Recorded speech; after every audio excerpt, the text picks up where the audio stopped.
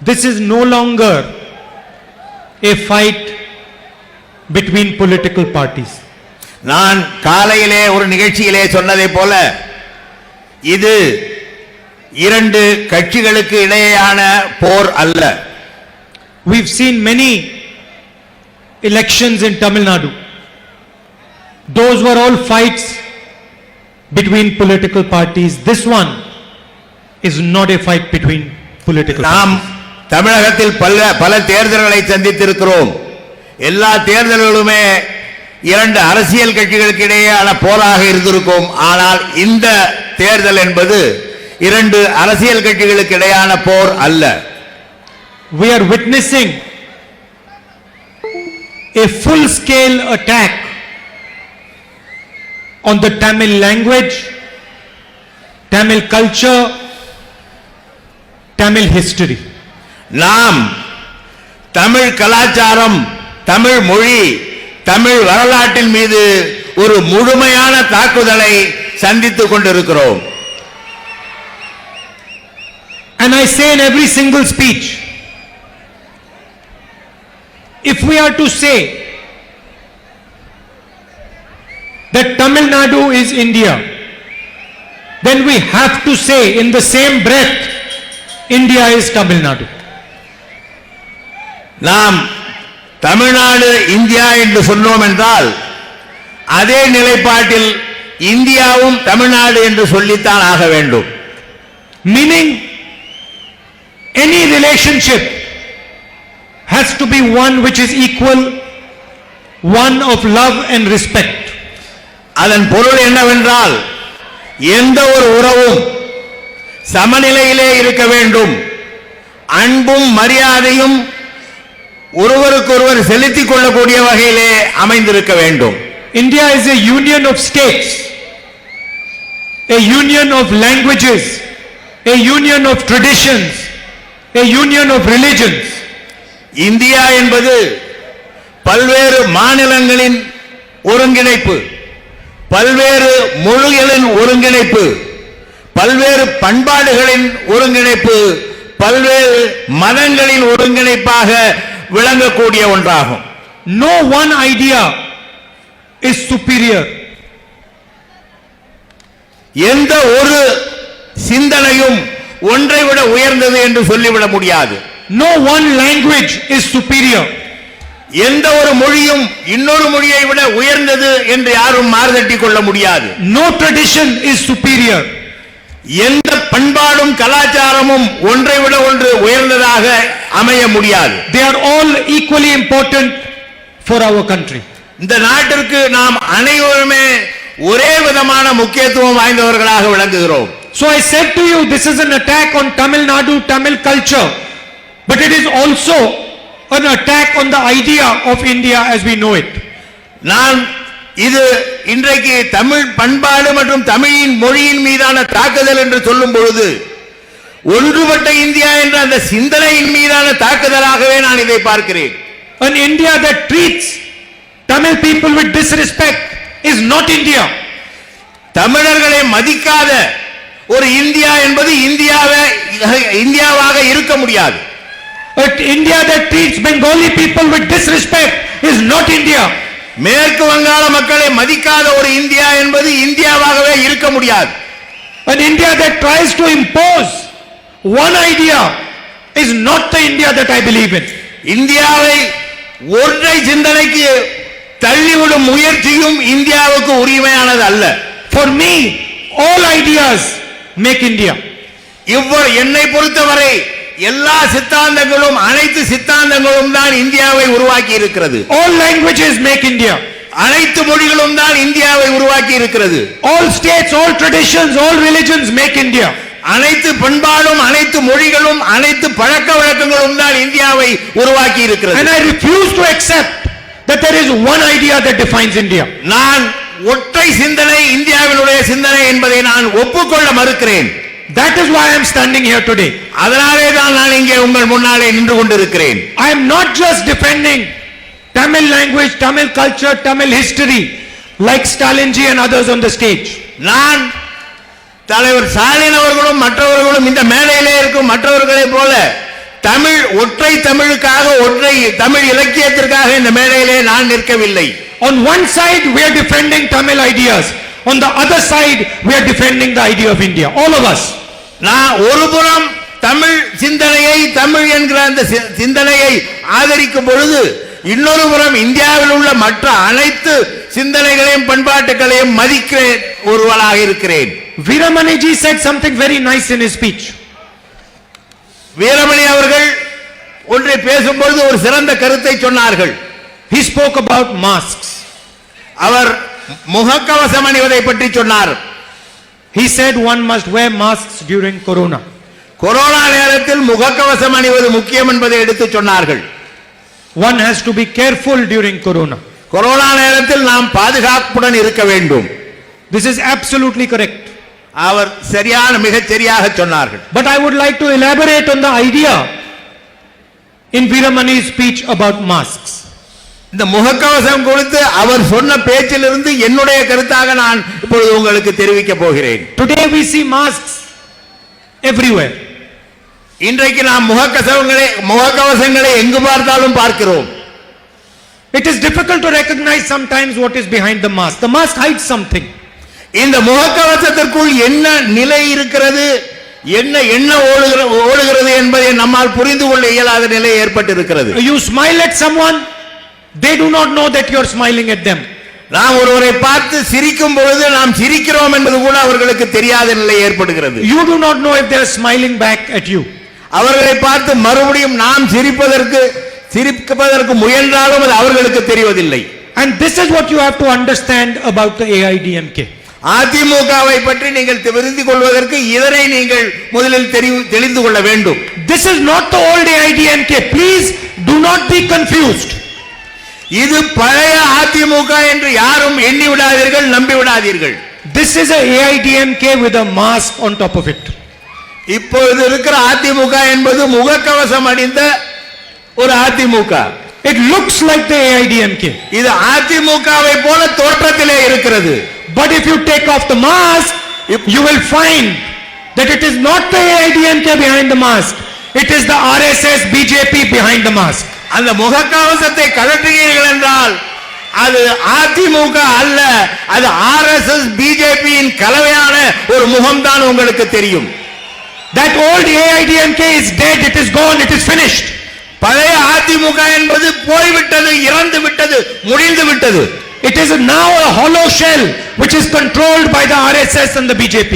இப்பொழுது இருப்பது RSS BJP all இயக்கப்படுகிற ஒரு அமைப்பாக இருக்கிறது. And the people of Tamil Nadu have to be careful and have to understand what is behind this mask and why this mask is on.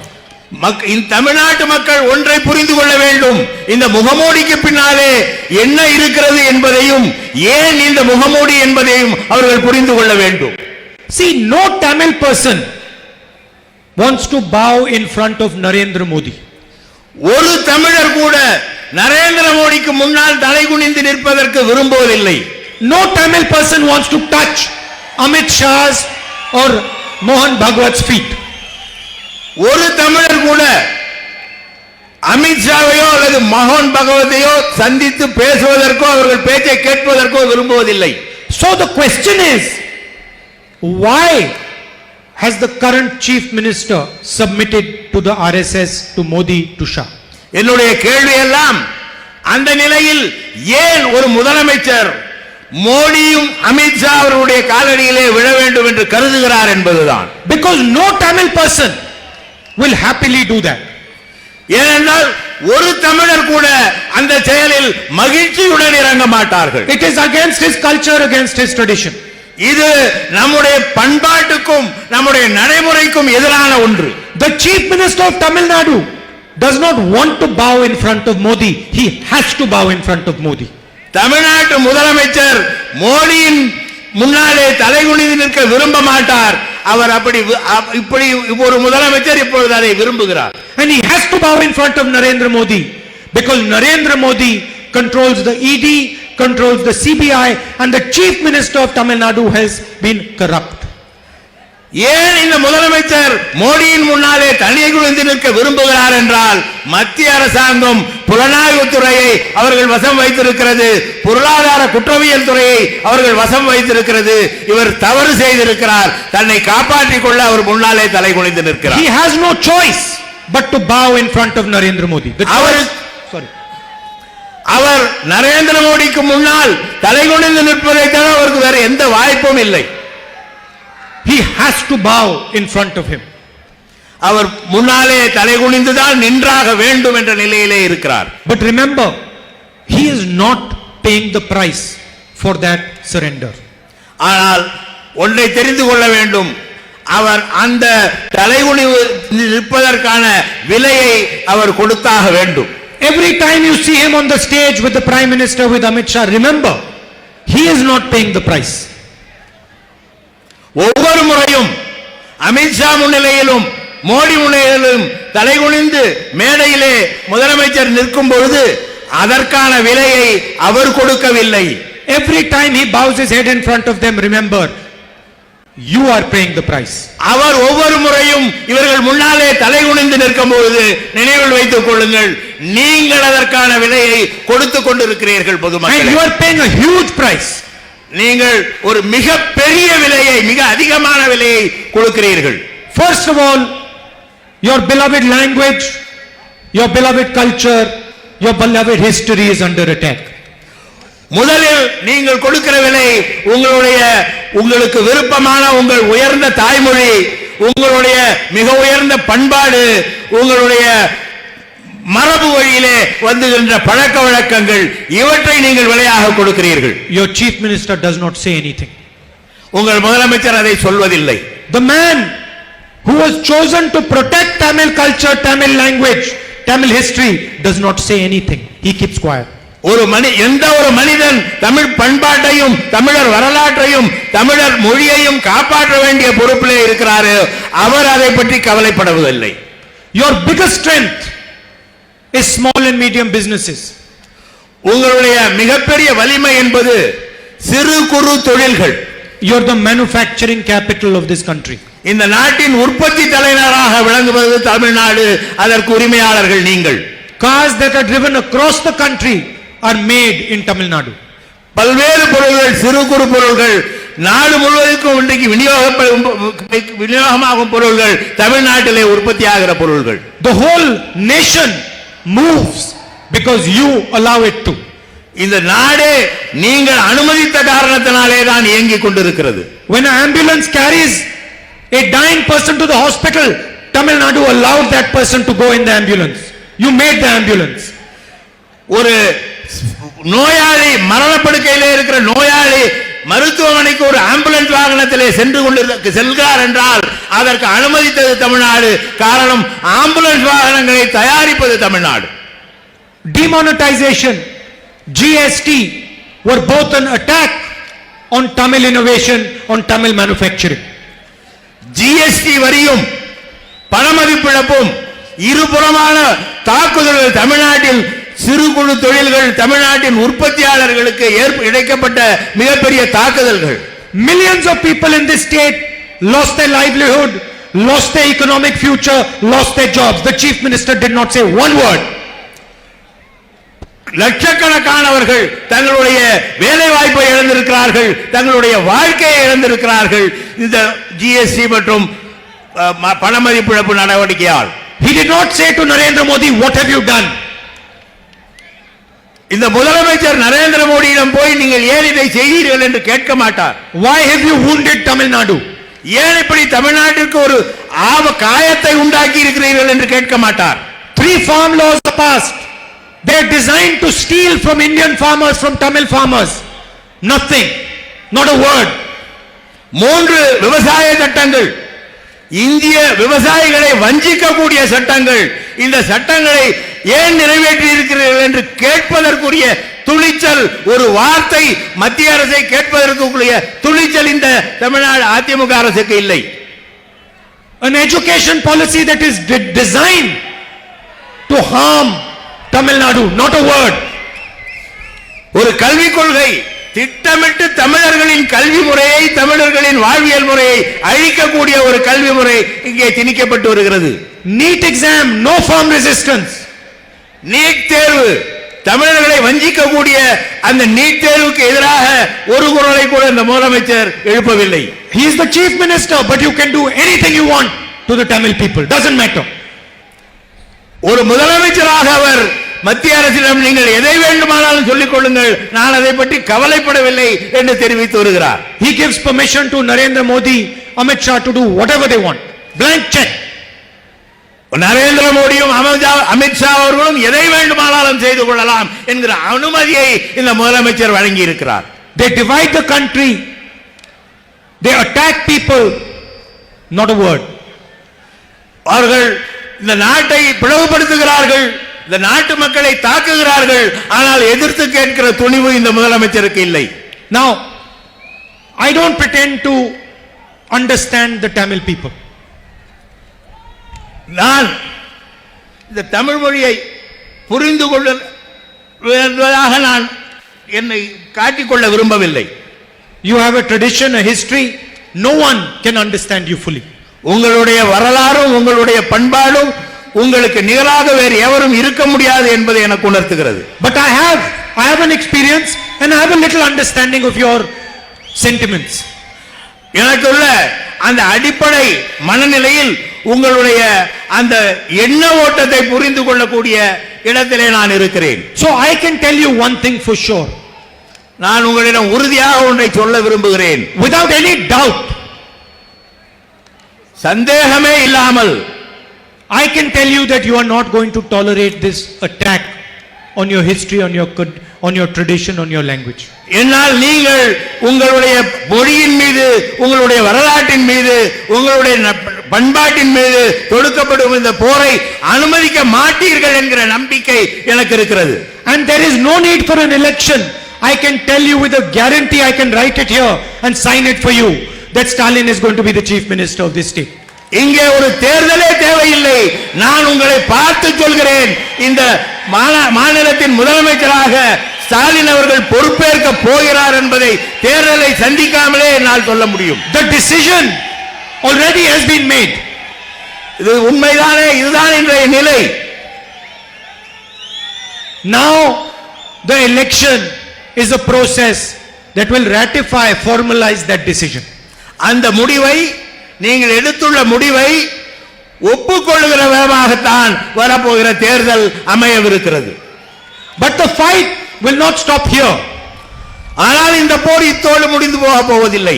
Remember, just because we have stopped the RSS and the BJP from entering Tamil Nadu does not mean they are gone.